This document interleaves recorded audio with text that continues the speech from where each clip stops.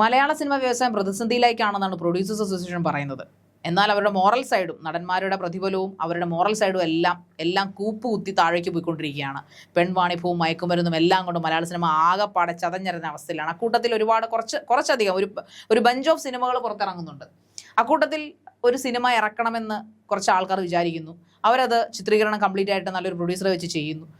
എന്നാൽ ആ സിനിമ പുറത്തിറങ്ങാൻ അതിൻ്റെ കുറച്ച് പൈസ ഇറക്കിയവരെന്ന് അവകാശപ്പെടുന്നവർ സമ്മതിക്കുന്നില്ല. സമീപകാലത്ത് നമ്മൾ സിനിമയായിട്ട് ബന്ധപ്പെട്ട് കേൾക്കാത്ത ഒരു തരം വിവാദമാണ്. അങ്ങനെ കേട്ടിട്ടില്ല നമ്മുടെ മലയാള സിനിമയിൽ. പ്രത്യേകിച്ച് നമ്മുടെ ആസിഫ് അലി പോലുള്ളൊരു ക്ലീൻ ഇമേജ് ഉള്ള ഒരു നായകനായിട്ട് വരുന്ന ആഭ്യന്തര കുറ്റവാളി എന്ന് പറഞ്ഞൊരു സിനിമയെ പറ്റിയിട്ടാണ് എന്തായാലും ഈ വിവാദങ്ങളൊക്കെ ഇങ്ങനെ കത്തി നിൽക്കുന്നത്. ശരിക്കും എന്താണ് ശരിക്കും സംഭവം? ഈ ആഭ്യന്തര കുറ്റവാളി എന്ന് പറഞ്ഞ സിനിമ റിലീസ് ചെയ്യാനായിട്ട് ഏപ്രിൽ 3 സംവിധായകൻ സേതു പത്മകുമാർ സംവിധായകനും നൈസാം എന്ന് പറഞ്ഞ ആസിഫ് അലി അദ്ദേഹമാണ് എൻ്റെ അണിയറ പ്രൊഡ്യൂസറും സംവിധായകനും. ഇതിൻ്റെ നായകൻ ആസിഫ് അലിയാണ്. വേറെ കുറച്ചധികം ആൾക്കാർ അഭിനയിക്കുന്നുണ്ട്. അപ്പോൾ അതിൻ്റെ എല്ലാം പോസ്റ്റ് പ്രൊമോഷനും അതുപോലെ പോസ്റ്റ് പ്രൊഡക്ഷനും പ്രൊമോഷൻസും എല്ലാം കഴിഞ്ഞു. അത് റിലീസിംഗ് ഡേറ്റ് ഒക്കെ നിശ്ചയിക്കുകയാണ്. ഏപ്രിൽ 3 തീയതിയാണ്. അതായത് വിഷുവിനോടനുബന്ധിച്ചോ അല്ലെങ്കിൽ ഏപ്രിൽ 3 വന്നു, അത് നടന്നില്ല. ഏപ്രിൽ 17 റിലീസ് ചെയ്യാൻ തീരുമാനിച്ചു. ആ ഡേറ്റും അത് നടക്കുന്നില്ല. അപ്പോൾ പിന്നെ അതിനുള്ള കാരണം ഇതിന്റെ ഇന്റർവ്യൂകളും കാര്യങ്ങളും ഒക്കെ നടന്നു കഴിഞ്ഞു. എല്ലാ വർക്കും ഒരുപാട് മുന്നോട്ട് പോയി. അപ്പോൾ പിന്നെ ആൾക്കാർ ചോദിച്ചു തുടങ്ങി, ഇത്രയും തൊട്ടടുത്ത് തിയേറ്ററിന്റെ പടിവാതിൽക്ക് എത്തിയ ഒരു സിനിമ എന്തുകൊണ്ട് റിലീസ് ആവുന്നില്ല എന്ന് ചോദിക്കുമ്പോൾ അതിന് മറുപടി പറയാനായിട്ട് ആസിഫ് അലിയും ഇതിന്റെ സംവിധായകനും ഇതിന്റെ നൈസാം എന്ന് പറഞ്ഞ പ്രൊഡ്യൂസറും വന്നിട്ടുണ്ടായിരുന്നു. അപ്പോൾ അവർ പറയുന്നത്, ഞങ്ങൾക്ക് ജനങ്ങൾ അറിയണം എന്തുകൊണ്ടാണ് ഈ സിനിമ ഇറങ്ങാത്തതെന്ന്. അപ്പോൾ അതിൻ്റെ പിന്നിലെ കളികൾ അവർ പറയുന്നത്, ഇത് ശരിക്കും ഒരു മണി മാഫിയ ഇവരെ ത്രട്ടൺ ചെയ്യുന്നു എന്നാണ് അവർ പറയുന്നത്. അവരങ്ങനെയാണ് പത്രസമ്മേളനം വിളിച്ചു കൂട്ടുന്നത്. ആദ്യം ആസിഫ് അലി ആയിട്ട് നോർമൽ കാഷ്വൽ ആയിട്ടുള്ള ഒരു ലൈവാണ് വന്നത്. അപ്പോൾ ആസിഫ് അലി പറഞ്ഞത്, ആസിഫ് അലിക്ക് ഇതിൽ വിഷമമുണ്ട്, പക്ഷേ ഇങ്ങനെയുള്ള കാര്യങ്ങൾ ജെനുവിൻ ആയതുകൊണ്ടായിരിക്കും അതിൻ്റെ നടനെന്ന നിലയിൽ അദ്ദേഹം അവരുടെ രണ്ടുപേരുടെ നടുക്കിരുന്നാണ് സംസാരിച്ചത്. അതുകൂടാതെ ആസിഫ് അലി ഇല്ലാതെ ഈ സംവിധായകനും നിർമ്മാതാവും ഈ നൈസാമും ഇരുന്നുകൊണ്ട് ഈ പറയപ്പെടുന്ന സിനിമയെ കുറിച്ച് സംസാരിച്ചു. അപ്പോൾ പറയുന്നത്, ഈ പറയുന്ന നേരത്തെ ഞങ്ങൾക്ക് പൈസ തന്നു എന്ന്, ഞങ്ങൾക്കല്ല, വേറെ പ്രൊഡക്ഷൻ കമ്പനിയിലേക്കാണ് ഈ സംഭവം ആദ്യം തുടങ്ങുന്നത്. ഈസി ഫ്ലൈ എന്ന് പറഞ്ഞൊരു കമ്പനിയാണ് ആദ്യം ഈ ആഭ്യന്തര കുറ്റവാളി നിർമ്മാണം ചെയ്യാനായിട്ട് സമീപിക്കുന്നത്. ഈസി ഫ്ലൈക്ക് വേണ്ടിയിട്ട് വിവേക് വിശ്വം എന്ന് പറഞ്ഞ ഒരാൾ 1.5 കോടി രൂപ പൈസ എടുക്കാനായിട്ട് കൊടുക്കുന്നു. ഈസി ഫ്ലൈ ആണ് ഈ ആഭ്യന്തര കുറ്റവാളിയുടെ നിർമ്മാണം ഏറ്റെടുക്കുന്നത്.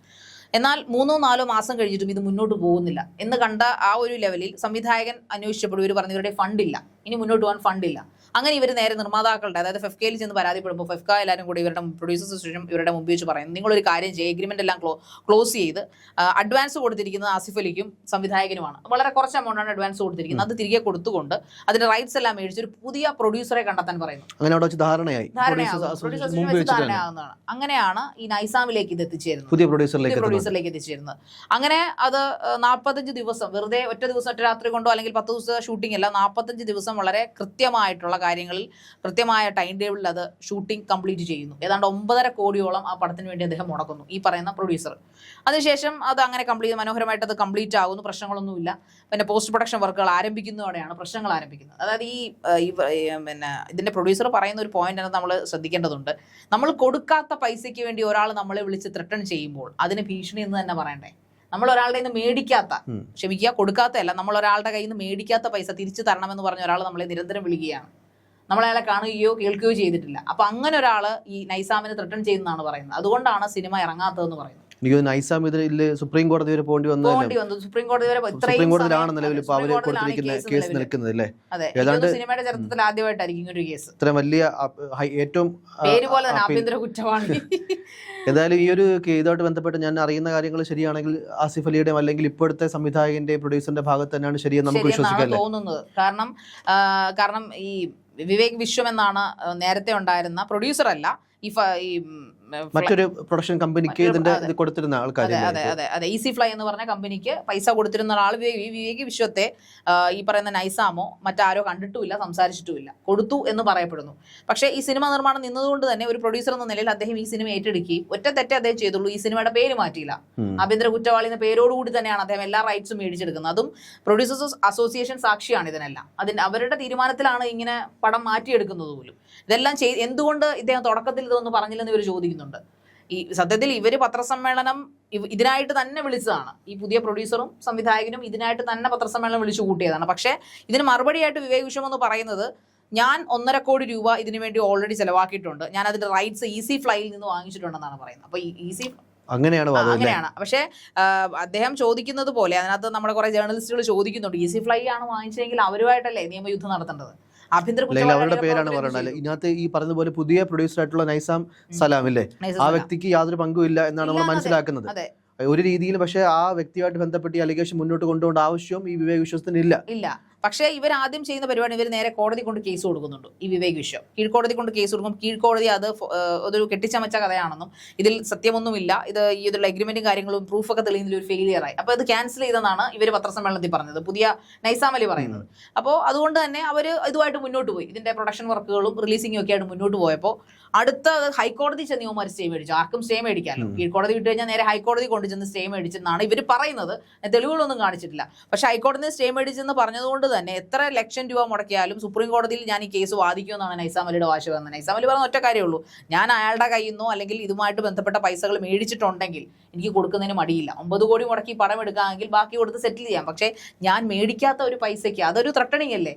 അപ്പൊ അതൊരു വാങ്ങാത്ത കാശ് 5 പൈസ തിരിച്ചു കൊടുക്കുന്നില്ല വാശിയിലാണ്. കാരണം പുള്ളിയുടെ ഭാഗത്ത് തെറ്റില്ല, പുള്ളിയുടെ ഭാഗത്ത് ന്യായങ്ങളുണ്ട്, അത് മാത്രമല്ല തെളിവുകളും ഉണ്ടെന്നാണ് പുള്ളി പറയുന്നത്. എങ്കിൽ നേരിട്ട് വരാൻ പറയും, നേരിട്ട് വരുന്നില്ല. വിളിക്കുന്ന മുഴുവൻ വാട്സപ്പ് കോളുകളാണ്. ഒരു PR വിളിച്ച് പറയുന്നു, അങ്ങനെ വിളിച്ച് പറയുന്നു, പലയിടത്തുനിന്ന് കോളുകളൊന്നും ത്രട്ടണിങ് കോളാണ്. ആദ്യം 1 കോടി പറയുന്നു, പിന്നെ നിങ്ങൾ 50 ലക്ഷം തന്നാൽ ഇത് സെറ്റിൽ ചെയ്യാന്ന് പറയുന്നു. അപ്പൊ പുള്ളി ചോദിക്കുന്നതിൽ 50 ആയാലും 1 കോടി ആയാലും ഞാൻ കൊടുക്കാൻ തയ്യാറല്ല, കാരണം ഞാനത് അയാളിൽ നിന്ന് വാങ്ങിച്ചിട്ടില്ല. പിന്നെ ഈ എല്ലാ സെറ്റിൽമെന്റും ചെയ്തിട്ടാണ്, നേരത്തുള്ള പ്രൊഡക്ഷൻ കമ്പനിയായിട്ട് എല്ലാ സെറ്റിൽമെന്റും ക്ലോസ് ചെയ്തതിന് ശേഷമാണ് ഞാൻ ഈ പടം ഏറ്റെടുക്കുന്നത്. എന്താ നമ്മൾ മനസ്സിലാക്കുന്ന കാര്യങ്ങൾ ശരിയാണെങ്കിൽ തീർച്ചയായിട്ടും ഒരുപാട് പേരുടെ സ്ട്രഗിളാണ്. നമുക്കറിയാം, ഒരു സിനിമ, ഈ ഒരു ആഭ്യന്തര കുറ്റവാളി എന്നുള്ള സിനിമ മാത്രമല്ല, എല്ലാ സിനിമകളും ഒരുപാട് ആൾക്കാരുടെ വിയർപ്പും ചോരയും ഒക്കെയാണ്. അതേപോലെ തന്നെ പുതിയൊരു പ്രൊഡ്യൂസറെ കണ്ടുപിടിക്കാനായിട്ട് ഒരു പക്ഷേ ആ സംവിധായകൻ തന്നെ എത്ര ഇല്ലേ, സേതു പത്മകുമാർ എന്ന് പറയുന്ന സംവിധായകൻ തന്നെ എത്ര പണിപ്പെട്ടു എന്നുള്ളത് നമുക്ക് കണ്ടറിയേണ്ട കാര്യമാണ്. അതുപോലെ തന്നെ ആസിഫ് അലിക്ക് ഈ പറഞ്ഞ പോലെ അവരുടെ ഭാഗങ്ങൾ ശരിയാണെങ്കിൽ തീർച്ചയായിട്ടും അദ്ദേഹത്തിന് ഒരു കൺഗ്രാറ്റ്സ് കൊടുക്കേണ്ടതുണ്ട്. കാര്യം വളരെ സ്റ്റേണായിട്ട് തന്നെ കൃത്യമായിട്ട് സംവിധായകനെയും പ്രൊഡ്യൂസറിനെയും ഇരുവശത്ത് ഇരുത്തിക്കൊണ്ട് ആസിഫ് അലി ഒരു മുഖമായി, അതായത് കുറച്ചുകൂടെ ജനങ്ങൾക്ക് അറിയാവുന്ന ഒരു മുഖം ആസിഫ് അലി ആയതുകൊണ്ട് തന്നെ സത്യം ജനങ്ങളിലേക്ക് എന്നിൽ കൂടെ എത്തട്ടെ എന്നുള്ള ചിന്തയിൽ കൂടെ ആയിരിക്കാം ആസിഫ് അലി എന്തായാലും ആ ഒരു ലൈവ് വീഡിയോ അടക്കം ഏറ്റവും ഒടുവിൽ ഞാൻ കണ്ട ഒരു വീഡിയോ അതാണ്. എന്തായാലും ഇതുമായിട്ട് ബന്ധപ്പെട്ട ഈ ഒരു കേസിൽ എന്തായാലും സത്യം തെളിയും, ഉടനെ തെളിയുമെന്ന്. കാരണം സുപ്രീം കോടതി എന്തായാലും ഇവർ പ്രതീക്ഷിക്കുന്നത്, നൈസാം അലിയും ടീമും പ്രതീക്ഷിക്കുന്നത് മെയ് 17 കൂടി തന്നെ ഈ പടം റിലീസ് ചെയ്യാൻ പറ്റുമെന്നാണ് പ്രതീക്ഷിക്കുന്നത്. അതോടൊപ്പം ഇതിനെ മറുപടിയായിട്ടല്ല വിവേക് വിശ്വം വന്നത്. വിവേക് വിശ്വം വേറൊരു പടത്തിന്റെ ഷൂട്ടിംഗ് പ്രൊമോയിൽ ഇരിക്കുമ്പോൾ കുറച്ച് ജേർണലിസ്റ്റുകൾ അദ്ദേഹത്തോട് ചോദ്യം ചോദിച്ചു, സാർ ഇങ്ങനെ ഒരു വിഷയം നടക്കുന്നുണ്ടല്ലോ, താങ്കളുടെ പേരുകളാണല്ലോ ഇതിൽ പറയപ്പെടുമ്പോൾ എനിക്കിപ്പോൾ കൂടുതലൊന്നും പറയാൻ സാധിക്കത്തില്ല, ഇതെല്ലാം കോടതിയിൽ ഇരിക്കുന്ന കാര്യങ്ങളാണെന്ന രീതിയിൽ ഒഴുക്കൻ മറുപടി പറയാത്ത രീതിയിൽ പറയുന്നു. പിന്നെ അപ്പോഴും പുള്ളി പറയുന്ന കണക്ക് എൻ്റെ 1 കോടി 55 ലക്ഷം അപ്പം മേടിച്ചിട്ടുണ്ട്. അപ്പം നമ്മുടെ മാധ്യമപ്രവർത്തകർ ചോദിക്കുന്നുണ്ട്, ആര് മേടിച്ചു, എന്തിനു മേടിച്ചു? അത് എനിക്കിപ്പോൾ പേരുകൾ ഞാൻ പറയുന്നില്ല.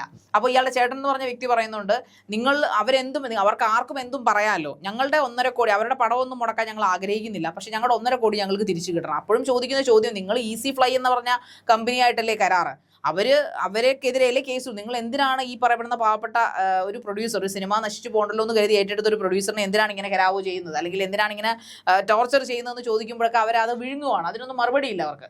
സോ അതിലെന്തൊക്കെയോ ഒരു നിഗൂഢത ഉള്ളതുപോലെ നമുക്ക് ഫീൽ ചെയ്യും. ഇത് തന്നെ ആയാലും ഒരു വ്യവസായം, ഒരു സിനിമ ഒന്നാമത്തെ കഷ്ടത്തിലാണ് പോകുന്നത്. നമുക്കറിയാം, ഓരോ ദിവസങ്ങളിലും കഞ്ചാവ് കേസുമായിട്ടൊക്കെ ബന്ധപ്പെട്ട് വെളിവരുന്ന പേരുകൾ തന്നെ നമ്മുടെ സിനിമയിലെ ഏറ്റവും മുൻപന്തിയിൽ നിൽക്കുന്ന നായക നടന്മാരുടെ അടക്കമാണ്. അതിന്റെ കൂട്ടത്തിൽ സത്യത്തിൽ മലയാള സിനിമയ്ക്ക് ഒരു കണ്ടകശനിയാണെന്ന് പറയേണ്ടി വരില്ല. അതെ, തീർച്ചയായും. എന്തായാലും എത്രയും പെട്ടെന്ന് തന്നെ സത്യങ്ങളൊക്കെ തെളിയട്ടെ. ആഭ്യന്തര കുറ്റവാളി എന്നുള്ള സിനിമയുടെ യഥാർത്ഥ റൈറ്റ്സും അതിൻ്റെ സംരക്ഷണ അവകാശവും കാര്യങ്ങളും ഒക്കെ ആരിലാണെന്നുള്ളത് കോടതി വഴി ഇനി തെളിയേണ്ടതുണ്ട്. എന്തായാലും എത്രയും പെട്ടെന്ന് തന്നെ കോടതി വിധി വരികയാണെങ്കിൽ അതിലെ കൃത്യ സമയത്ത് തന്നെ എന്തായാലും ഈ ഒരു റിലീസ് ഇനി മാറ്റി വയ്ക്കാതെ ഈ ഒരു സിനിമ മുന്നോട്ട് കൊണ്ടുപോകാൻ ഇപ്പോഴത്തെ സംവിധായകനും ആസിഫ് അലിക്കും അതുപോലെ തന്നെ നിർമ്മാതാവിനും ഒക്കെ സാധിക്കട്ടെ എന്നുള്ളതാണ്.